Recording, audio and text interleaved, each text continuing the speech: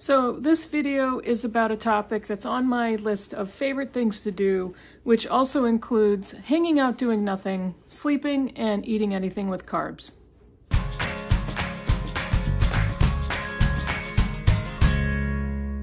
Hey BookTube, it's Kim at Middle of the Book March, and today is a big giant thrifted book haul. One of my favorite things to do for fun is to go book thrifting, and it could be in person, it could be ordering online.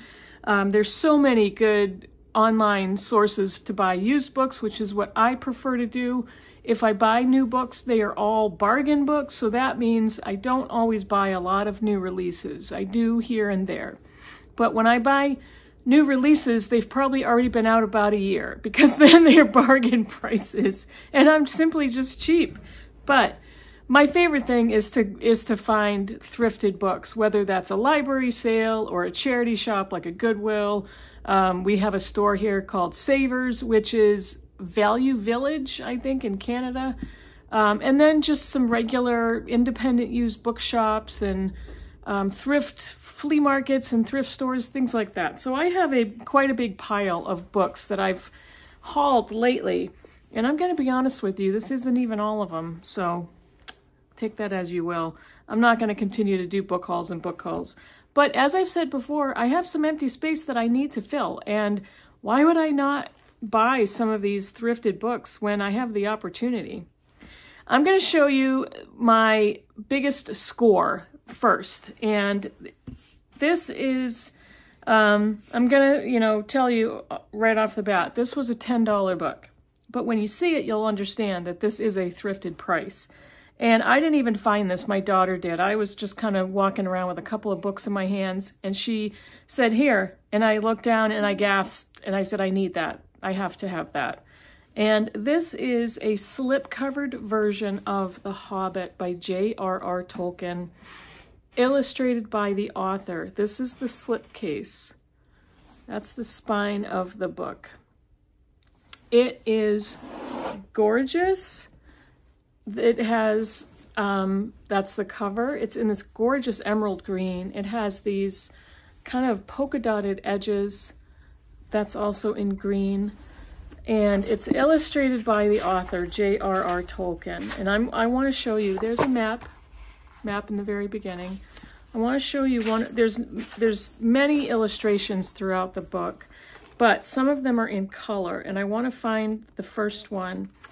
Here's, I love this. This is Tolkien's drawing. And there's many other black and white drawings and several other illustrations that are in full color. But this is such a beautiful collector's edition of the illustrated Hobbit in this beautiful green with a slipcase that is actually in perfect, like new condition for $10. And I was so happy to be able to purchase that. Now, the rest of these are either bargain books or used books. So let me just, there's a lot of them, you guys. So I'm not going to take too much time on each one. A lot of these, you already know what they are. I'm not going to go into a lot of description. But this one is Brooklyn by Colm Toibin. And what's the one that's out now? There's a book that's out now, and I forget what it's called. It's not Long Island, is it? It's another New York City. But this one is Brooklyn. And I have to admit, I really hate movie covers. And so whenever I found this novel, I always found it, whether it was new or used, with the movie cover. This one could also be a movie cover. I don't think it is. No, I don't think it is. I don't know, maybe it is, but it's not Saoirse Ronan's front, her face and all that. So it looks less like a movie cover. So that's why I bought this version. And I actually really like it. I am currently reading a book by Donald Ryan. It's my second book from him that I read. I read A Low and Quiet Sea. I also am reading Queen of Dirt Island, and this is Strange Flowers by Donald Ryan. I love this picture on the front, and it's a penguin version, which I also love. He is an Irish author, and everything he writes takes place in Ireland. This is set in 1973. 20-year-old Moll Gladney takes a morning bus from her rural home in Ireland and disappears. Bewildered and distraught, Patty and Kit must confront an unbearable prospect that they will never see their daughter again. Somebody made a comment about my last Bookish Week video that I was talking about Queen of Dirt Island, and they mentioned this book as well. So I bought that before I even heard that comment. I have 5 poetry collections, and they look so good. And here and there, I do like to read poetry. And these, I bought these online. I had probably 15 poetry collections in my cart. Like, I'm not going to buy that many books, but these looked so good. Let me show you. 1, 2, oh, excuse me, 3, 4. Out of 5, 4 of them are written by women, and 1 is written by 2 men, I believe. Yep. This one is Requeening by Amanda Moore. How much do you love that cover? I absolutely love this cover. This is engaging the matriarchal structure of the beehive. Amanda Moore explores the various roles a woman plays in the family, the home, and the world at large. I absolutely love this cover, and I picked these collections up intending to read one, if not a couple of them, for Shorty September. Poetry collections are usually very short. But one thing you don't want to do when you read poetry collections is read them too fast, because poems are meant to be savored. So yeah, this one is Information Desk by Robin Schiff. I bought this and then I saw it on somebody's channel. I have no idea where or who. I think it was on a thumbnail, but it's like, oh, somebody else has read it or is reading it. I'm glad I bought it. Novelistic in sweep, frantically informative, and deeply intimate, Robin Schiff's Information Desk, an epic, is an ambitious book-length poem set at the Metropolitan Museum of Art's Information Desk, where Schiff long ago held a staff position. That's all I'm going to read, but I loved the idea of this. I actually loved the cover too. But yeah, it would be great for Shorty September. This one is Cinderbiter, Celtic Poems by Martin Shaw and Tony Hoagland. All of these collections, the graphics are so beautiful, and the descriptions. Absolutely love everything Irish, everything Celtic. This says Cinderbiter collects works. I can speak. Cinderbiter collects work originally composed and performed centuries ago in Ireland, Scotland, and Wales, before notions of authorship were distinguishable from the oral traditions of myth and storytelling. Now, celebrated mythologist and storyteller Martin Shaw and award-winning poet Tony Hoagland have created dynamic, lyrically gorgeous versions of poems and stories from this Celtic tradition. That sounds so good. Yeah, every time poetry collections, I just want to do that. I always flip through the books like that. This one is, these two have one of those, not one of those, it's like the weird size of the book. They're more square than they are rectangular, and it's awesome. This one is called Blood Lyrics by Katie Ford, and another beautiful picture. Katie Ford's stunning new collection, Blood Lyrics, records the impassioned reckonings of a mother whose prematurely born daughter struggles slowly toward health and safety. These poems emerge as wrenching interrogations of faith as the speaker searches, often in vain, for any landscape of consoling wholeness or metaphysical peace. I could say all of these sound so good, but they all do, so why would I bother repeating myself? This last one is Brute, Poems by Emily Skaha, or Skaha. I love this. I love the covers. I love the colors of poetry collections.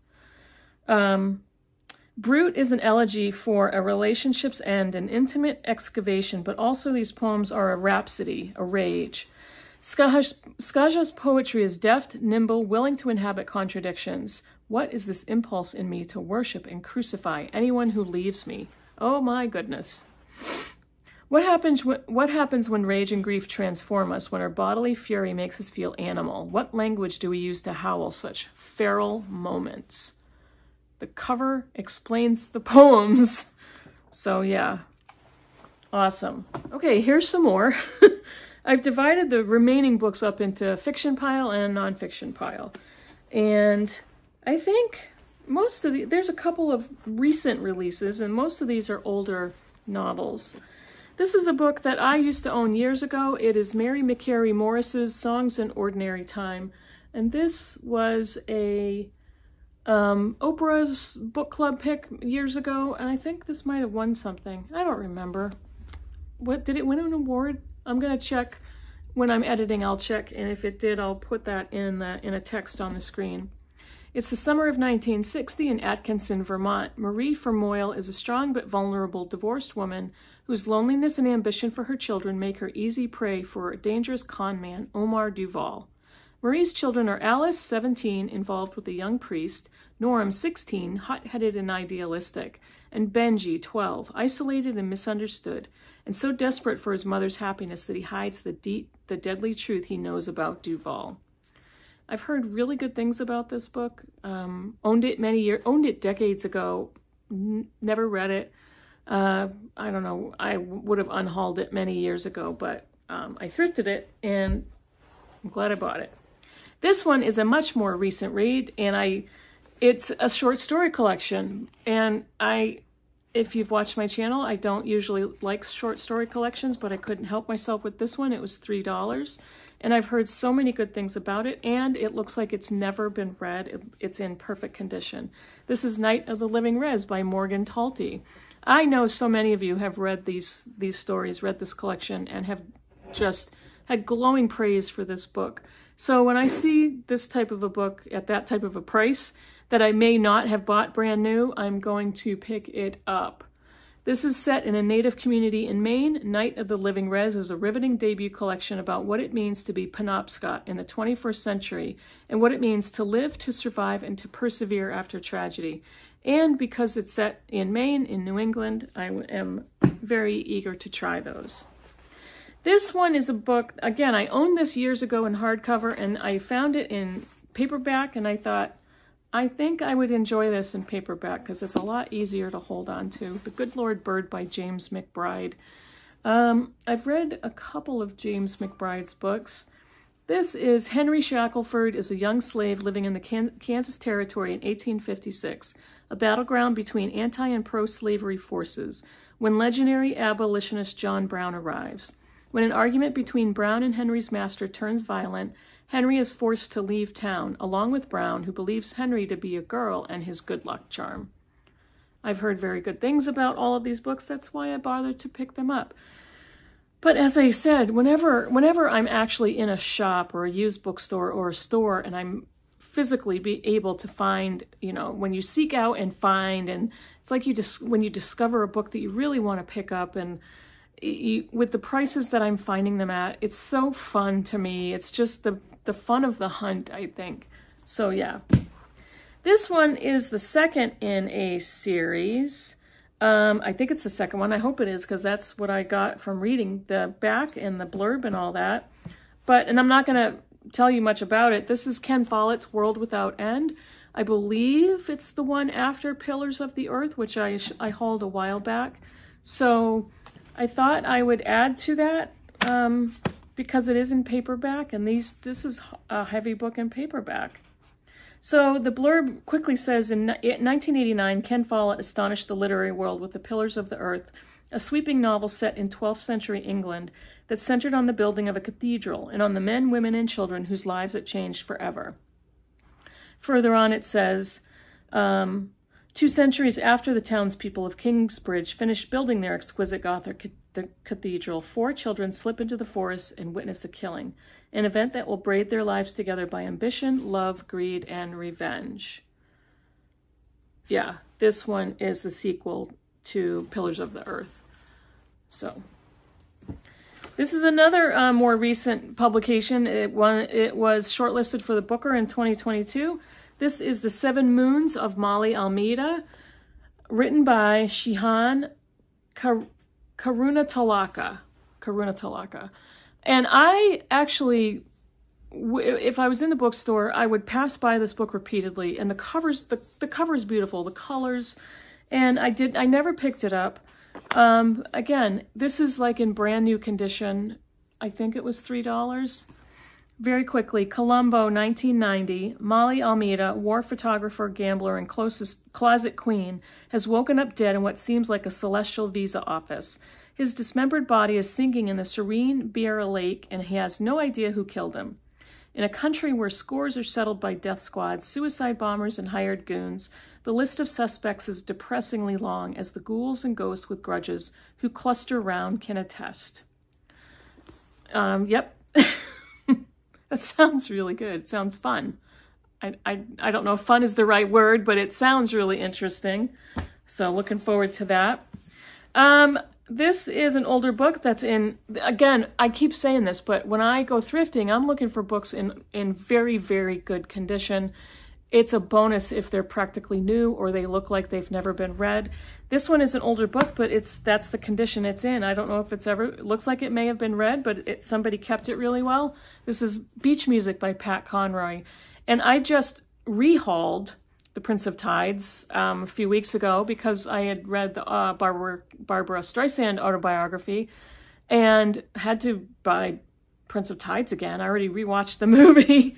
This is spanning 3 generations and 2 continents, moving from the ruins of the modern American South to the ruins of ancient Rome, from the unutterable horrors of the Holocaust to the lingering trauma of Vietnam. Beach Music sings with life's pain and glory. It is another masterpiece among Pat Conroy's legendary and beloved novels. So, and really pretty cover. And this one is the last of the novels. This is another one. It's an older book, but it looks perfect. It's published in 1995, but it looks like it was kept sealed, hermetically sealed in somebody's box in a temperature-controlled room somewhere. So I don't know. This one I also think is set in Portsmouth, New Hampshire, which for me is, 20 minutes away. I think it's, yeah, it says that on the very first page, the Portsmouth Sheridan, the Piscataqua. That's 20 minutes for me. It's one of my favorite places in the state. This is Beachcombing for a Shipwrecked God by Joe Coomer.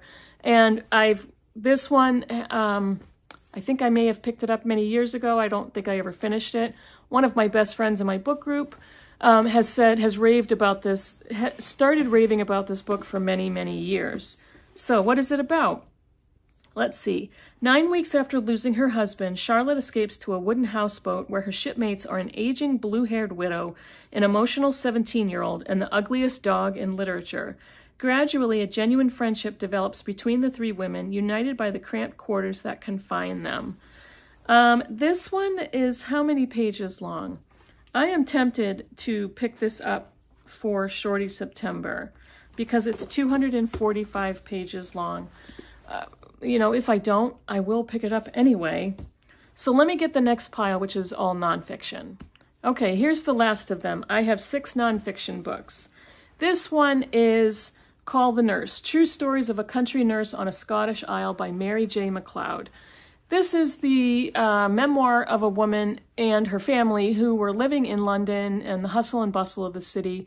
And she said, I've had enough. So they moved to a broken down Scottish crofter's cottage. I'm not sure on the Scottish Highlands. The Scottish Hebrides. I don't know if that's how you pronounce it. It's not. How do you pronounce it? Not bad. I don't know how you pronounce it. Neither does Clara. But this one looked really good. And I love the setting. I love the country. I love, the history of this area of the world. And the stories of a country nurse on a Scottish Isle. I just thought this would be a really cozy, interesting memoir set in a beautiful area of the world. So I have to bend down and get a book that I dropped. One moment. Okay, this one. Oh, this looked fascinating, and I had never heard of this before, and I found it, and it's a beautiful book, and I'm like, I have to have it. In the Land of Invisible Women, A Female Doctor's Journey in the Saudi Kingdom by Quanta A. Ahmed, MD. And it's exactly like you would imagine it is. It is a female doctor's adventures in treating women in Saudi Arabia. And this says, unexpectedly denied a visa to remain in the United States, Quanta Ahmed, a young British Muslim doctor, becomes an outcast in motion. On a whim, she accepts an exciting position in Saudi Arabia. This is not just a new job. This is a chance at adventure in an exotic land she thinks she understands, a place she hopes she will belong. What she discovers is vastly different. The kingdom is a world apart, a land of unparalleled contrast. She finds rejection and scorn in the places she believed would most embrace her, but also humor, honesty, loyalty, and love. And for Quanta, more than anything, it is a land of opportunity, a place where she discovers what it takes for one woman to recreate herself in the land of invisible women. This is fascinating. I am stocking up for nonfiction November, not like I didn't already have so many excellent choices to pick from already on my shelves, but that's not what we're talking about, is it? We're talking about a book haul. This one is a little controversial. I may or may not have started this book before and never finished it. And it's, you know, say what you will about this author and this personality. Again, it's a paperback copy of a book, older book in excellent condition. This is Kitchen Confidential by Anthony Bourdain, Adventures in the Culinary Underbelly. Coincidentally, my last book group was 2 weeks ago, I believe, and our friend Lisa, her selection for the month were books based on food, and this was one of them that she brought. And we always bring 3 selections, and the group votes, and whichever has majority vote is the one we read for the next month. This one did not win, but I thought, you know what, I do want to go back and revisit that book. And in the thrift store, lo and behold, I found this perfect copy for $1, so I bought that. This one, I looked up the pronunciation of this author's name, and I am going to try my best to not butcher this. But this is such a beautiful book. And somebody went through and did some pencil annotations, and I don't even care. They're not very frequent, but this is so beautiful of a book. This is World of Wonders, in praise of fireflies, whale sharks, and other astonishments, by Amy Nezukamatadl, and I hope that is the right way to pronounce her name. I did look it up and I tried it several times, but it's a tough one. But this is so pretty. It is so beautiful inside. It's a shorty also. I can probably read this in September. But I've seen this all over the place, so many places. Like anybody that likes science writing and nature writing and nonfiction, I've seen this on all of those channels. And it's short. It is another candidate for Shorty September. It's under 200 pages. This is, I'm not even going to count the acknowledgments, but this is 160 pages. So excellent candidate for Shorty September. And so pretty. Let me try to show you. There's pictures throughout, illustrations throughout. Let me try to show you. And they're frequent, so it's not like you have to go forever to see an illustration. So many great examples. Oh, butterflies. So yeah, that's the nature, no pun intended, the nature of this book. So pretty. 2 more. This one was an unexpected discovery, and I'm actually really looking forward to this. This is Timepieces, a Dublin memoir by John Banville, with photographs by Paul Joyce. It's a photography, well, I don't know if it's a photography book, but it's a book peppered with photographs. And this is born and bred in a small town, a train ride away from Dublin. John Banville, author of the Man Booker Prize winning The Sea and the Benjamin Black Mysteries, saw the city as a place of enchantment when he was a child. It was first a birthday treat, the world his beloved eccentric aunt inhabited. When he came of age and took up residence there, the city was a frequent backdrop for his dissatisfactions as a young writer. James Joyce had seized upon the city for his own literary purposes, and in doing so, had used it up. So that is this book. It is a quasi-memoir guiding us around the city. So it's continual photographs. Let me see. It's things like this. They're all black and white photographs.